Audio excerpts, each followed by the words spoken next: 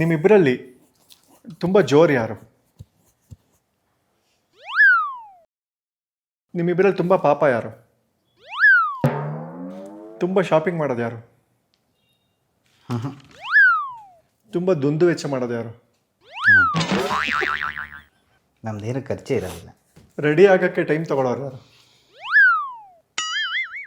ಹಾಂ, ಇವನು ಸರಿಯಾಗಿ ರೆಡಿ ಆಗ್ತಾನೆ. ಬಟ್ ಅವಳು ಅಷ್ಟು ಹೌದು ಟೈಮ್ ತೊಗೊತೀನಿ, ಬಟ್ ಅಷ್ಟೊಂದಲ್ಲ. ಒಳ್ಳೆಯವ್ರು ಯಾರು ನಿಮ್ಮಿಬ್ಬರಲ್ಲಿ? ನಾವು ಸತ್ಯ ಹೇಳು. ಇಲ್ಲ. ಅಲ್ಲ, ಸತ್ಯ ಹೇಳ್ಬಿಡು. ಸತ್ಯ ಹೇಳ್ಬಿಡು ನೀನು. ಆಯ್ತು, ಯಾರು ಒಳ್ಳೆಯವರು ಇಬ್ಬರಲ್ಲಿ?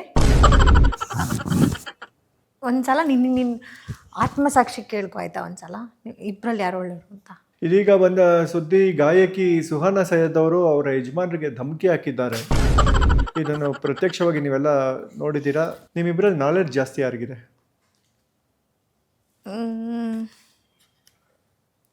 ಕೆಲವೊಂದು ವಿಚಾರದಲ್ಲಿ ನಂಗೆ ನಾಲೆಡ್ಜ್ ಇದೆ, ಕೆಲವೊಂದು ವಿಚಾರದಲ್ಲಿ ಅವನಿಗೆ ನಾಲೆಡ್ಜ್ ಇದೆ.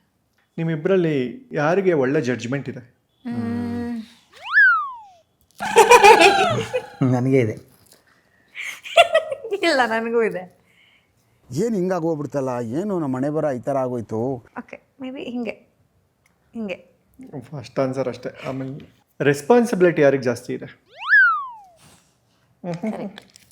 ಪಾರ್ಟ್ನರ್ ಹತ್ರ ತುಂಬ ಬೈಸ್ಕೊಳ್ಳೋದು ಯಾರು? ಇದನ್ನು ಕೇಳಬೇಕು, ಇದು ಕ್ವಶನ್ ಅಲ್ಲ ಇದು. ಅದು ನಾನು ಅನಿಸ್ತು ಇದು ಕ್ವಶನ್ ಅಲ್ಲ ಎಲ್ಲರ ಮನೇಲೂ ಅಂತ. ಮತ್ತೆ ಪಾಪ ನಿಮ್ಮ ಮನೇಲಿ ಏನಾದ್ರು ವಿಶೇಷವಾಗಿರ್ಬೋದೇನೋ ಅನ್ಕೊಂಡೆ. ತಿರ್ಗಿ ಅದೇ ಬೋರ್ಡ್ ಇಟ್ಕೋ. ಕೋಪ ಯಾರಿಗೆ ಜಾಸ್ತಿ?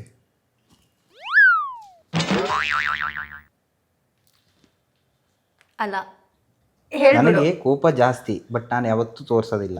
ಹೌದಪ್ಪ. ದಿನದಲ್ಲಿ 24 ಗಂಟೆಲಿ 22 ಗಂಟೆ ಕೋಪ ತೋರಿಸೋದು ಅವ್ರು. ಕೋಪ ಜಾಸ್ತಿ ತೋರಿಸ್ತೇ ಹೋದ್ರೆ ಅದು ವ್ಯಾಲ್ಯೂ ಇಲ್ಲ ಅದಕ್ಕೆ. ಇಲ್ಲ, ಇವನಿಗೂ ಕೋಪ ಇದೆ. ನನ್ಗೆ ಕೋಪ ಕಲ್ತಿದ್ದೆ ಇವನಿಂದ. ನಾನು ನಿಮ್ಮಿಬ್ಬರಲ್ಲಿ ತುಂಬ ಬುದ್ಧಿವಂತರು ಯಾರು? ಡಿಪೆಂಡ್ಸ್, ಬಟ್ ನಾನೇ.